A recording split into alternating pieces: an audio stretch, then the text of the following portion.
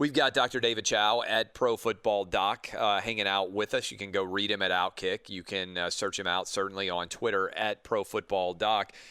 Dr. Chao, we got a big game going on tonight, Thursday Night Football, with all sorts of massive injury and COVID-related issues associated with it. Packers on the road against the 49ers. How much healthier are the Packers than the Niners, and how would you break this down? Well, of course, the Packers have running back issues, significant running back issues where there are going to be a couple of unknowns running the ball. But on the 49ers, it is an absolute fantasy football nightmare. If you go to the profootballdoc.com field view, every skill position, every single one on the 49ers is red. All three wide receivers, the running back, the quarterback, the tight end, you name it, and actually two offensive linemen as well. So 8 out of 11 starters are out for this game on offense for the 49ers. So when you look at the overall impact of that game, not surprisingly, the Packers are over a touchdown favorite.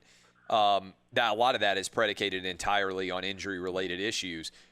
It's not only this week, though, it's going forward. How long do you think Jimmy G and George Kittle are actually going to be out? Is it a season-ending injury for Kittle at this point?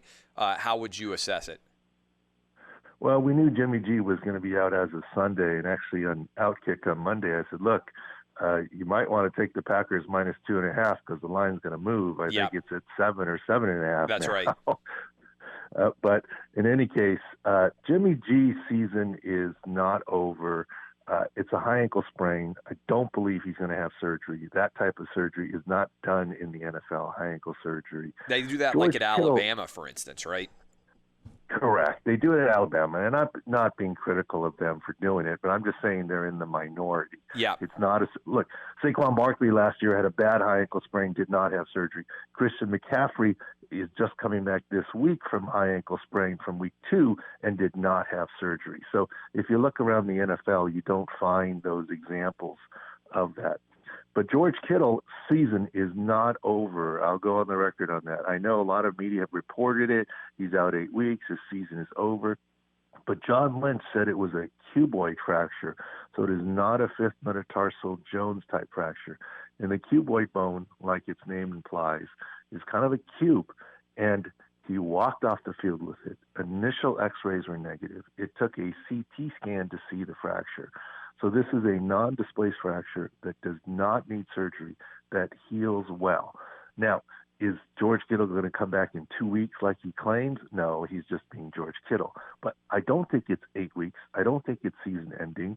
I think a reasonable total is 6, and it might be a little bit under. So if the 49ers are still in it, he's back this regular season. What about other sort of major COVID issues like Matthew Stafford? Can you explain exactly for people out there what's going on with him and whether you would anticipate him playing this weekend? Matthew Stafford has a chance to play this weekend. Here's what's happened in the NFL. 2 major changes to COVID protocols. We know there's the wait period and all this other stuff, but here are the 2 major changes. First of all, you're likely to hear about more Justin Turner Dodgers World Series type incidences. We heard about 2 of them this weekend here, right, where you played in a game and you were testing positive because the NFL has changed the way that they test. They do a PCR test on the morning of a game that doesn't come back till the afternoon. That's an addition. So that's not it's not. They weren't more testing of a on the day of the game prior is what the rule was, right? They were doing some point-of-care testing, which is potentially not as accurate but more immediate. But now they have this PCR testing that they do regularly throughout the week that happens on game day as well. And the other big change that affects Matthew Stafford is that if you're a close contact, you're held out until they figure out what's happening. But if you're determined to be high risk, and that's the key words, high risk, you are on a 5-day mandatory quarantine, and Matthew Stafford is high risk. Apparently, his high-risk exposure happened on Monday, so it's 5 days out. He is on the list through Saturday, cannot, if it were, and he cannot fly with the team to the Minnesota on Saturday. Sunday is the first time, assuming he continues to test negative, that he would rejoin the team. And the team would have to fly him out on a private charter the morning of the game. A couple weeks ago, 4 of the Raiders starting offensive linemen got put on the list on Monday, came off and played in the game, and it was a home game on Sunday. But their safety, Jonathan Abram, who went on the list on Tuesday, was ineligible to play. So that's the key. When you get put on the high-risk list, and really what we've been talking about here and in Outkick and everywhere for a while is be proactive. Don't get caught in a situation where you're with other people and will be considered high risk. You have to maintain the social distancing with the meetings and with practice, et cetera. And the NFL is finally making changes like realizing that the sideline is potentially more dangerous than on the field, and they're expanding the sideline because that's where you hang out with other players on a more long-term consistent basis throughout a game as opposed to running around on the field. We're talking to Dr. David Chao at Pro Football Doc on Twitter. NFL Week 9 underway. We had another sort of pregame treatment incident. Obviously, the one that we talked about with you quite a bit earlier in the year was the Chargers having their issue with Tyrod Taylor giving him that treatment. And as a result of that treatment, he ended up losing his job. I think it was a pain-killing injection in the ribs, if I remember correctly. Now we've got Trent Brown, who is on the Raiders' offensive line and was just coming back from COVID. He was released from the hospital after getting a bad IV right before the Browns game. What actually happened there, and how common is this? Well, IVs are very common. Heck, rib injections are very common. But and the Tyrod Taylor outcome and the Trent Brown outcome should not happen, should never happen, period, end of discussion. However, I can see how both of those do happen.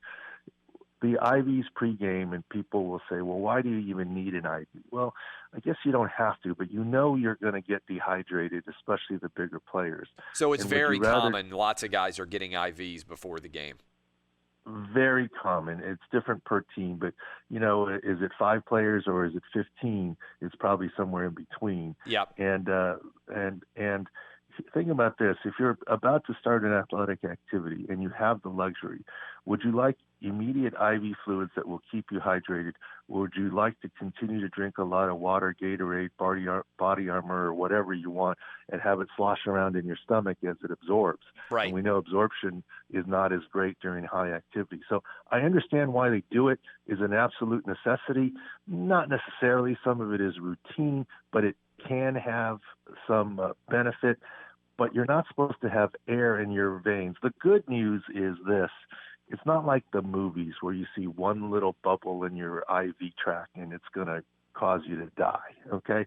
You need quite a bit of air, and the amount of air that would have gone into Trent Brown is scary, but it's not dangerous. And believe it or not, unlike Tyrod Taylor, who lost his starting job and missed over a month and actually has not returned to actively play yet because of Justin Herbert, Trent Brown, I still strongly believe, will play this Sunday. The air goes away very quickly. The hospitalization overnight, et cetera, I think was more about logistics and not flying home, and it was a road game.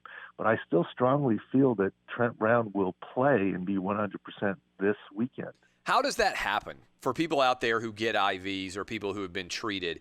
How much air are we talking about? Is that a needle error? Is that how does that? I'm just kind of curious how that error would occur.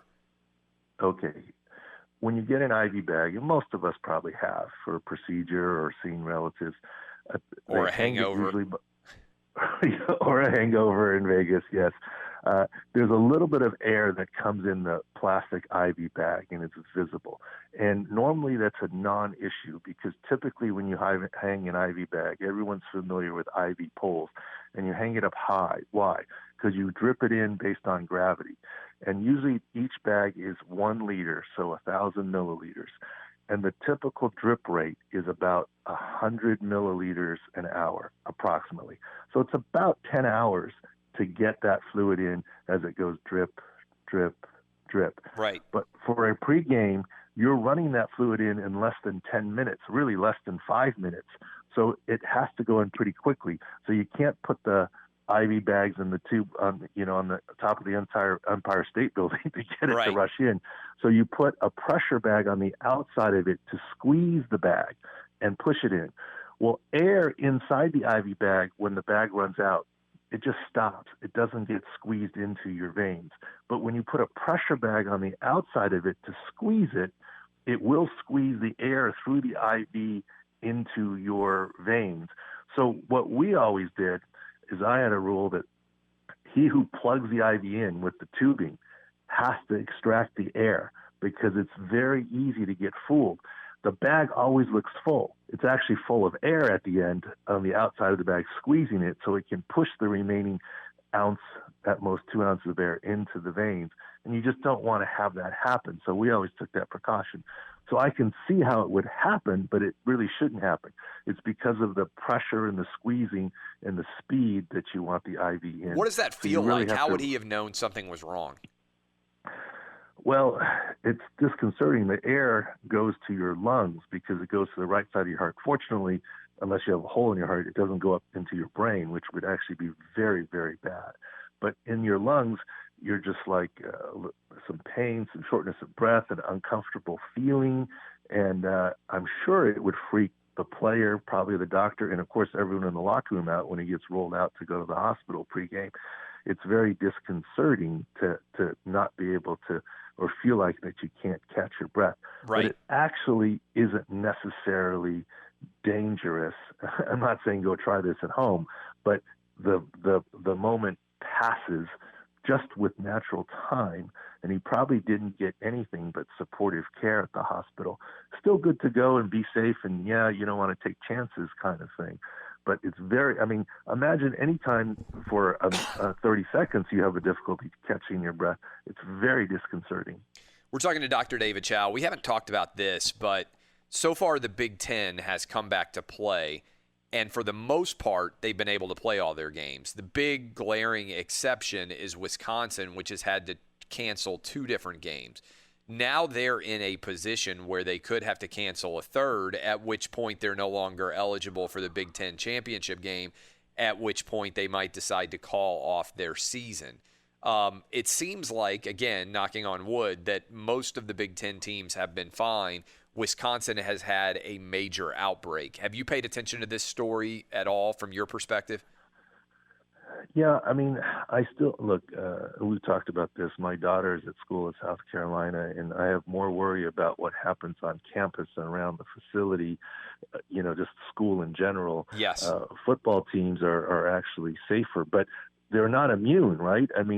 These kids only spend a limited amount of time at the football facility by NCAA rule. The vast, vast, vast majority of time they're with other students or in their dorm rooms or apartments or, away from the football facility. In the NFL, in the regular season, literally you're in the building, up to 12 hours a day. So pretty much you go in to work and you come home and you have dinner and you kind of go to bed.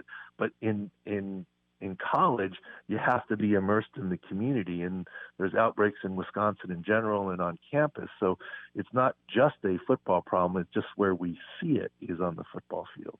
We had one more prominent quarterback. We mentioned Matthew Stafford, but Andy Dalton is on the COVID list in addition to having a concussion. So far, we haven't seen any, knock on wood again, any quarterback room, let's say Cam Newton, let's say the Andy Daltons of the world, it hasn't spread to all the backups yet. Do you think that's a function of the NFL doing a good job in instructing teams how to handle meetings and whatnot, that hasn't happened, or is it just luck? Well, I think it's a little bit of both, right? And also, typically it's 3 quarterbacks in a room, so it's easy to space. If you look at my position of concern was always the offensive line. A, they like to hang out together. B, there's a lot of them. And I was saying the offensive line meeting room now has to be the team meeting room or Zoom to get spread apart. When you're trying to spread apart 3 guys, 4 with the position coach, it's pretty easy to spread them apart. Right. When you're trying to spread apart 12, 14 plus guys, and maybe more because of practice squad players, it's a little harder to conduct. Like, you have to be more spread out with that many people than a regular size elementary school classroom or high school classroom, right? You need a big almost ballroom to fit 15, 16 people into it. And that's kind of where we've seen more potential issues with the offensive linemen. But yeah, I mean, that's part of the planning ahead of time. And I also think teams are obviously much more careful with their quarterback, because that's like the big deal. That's the head of the monster, so to speak. And so they've been much more careful. We're talking to Dr. David Chao at Pro Football Doc. Many college campuses, I want to circle back around. You've got a daughter, I think you said, at the University of South Carolina before on the show. Many different college campuses, kids are going home for Thanksgiving and not coming back this year because of COVID. And that seems like it would make it easier for college football players on campus, because they'd have less players, less other kids to potentially come into contact with. But in the short term, we just had a Saturday Halloween. That is one of the biggest days, and has long been one of the biggest days for parties on college campuses. How nervous do you think college coaches are with Halloween happening on a Saturday, knowing that some of their teams may have been on byes, but also there's just a lot of more party caliber events going on campus that weekend? Well, no question, and facetiously, I mean, I certainly hope everyone was wearing some sort of mask. Yeah, right. Halloween, right? But in any case, the reason that campuses, and I adopted this early and was on board, and my daughter is doing the same for South Carolina, coming home for Thanksgiving and not going back, and she started school earlier because of this, is partly because of flu season and what is going to happen, you don't know. But the other part is, kids want to go home for Thanksgiving, but that's a lot of intermingling. So let's say your example of Wisconsin, if the Wisconsin kids go home for Thanksgiving, they were mingling with other kids that potentially had COVID, bring it back to their communities, or perhaps their communities, or perhaps a kid from South Carolina going to South Carolina is from Wisconsin, goes back to Wisconsin where there seems to be some outbreaks, and then brings it back to the school and then leaves again a couple weeks later. They're just trying to cut down on the travel and the potential flu season and the intermingling of different groups to try and slow down the spread. So that is actually fairly logical to do that. Appreciate the time, Dr. David Chao. We will talk to you next week.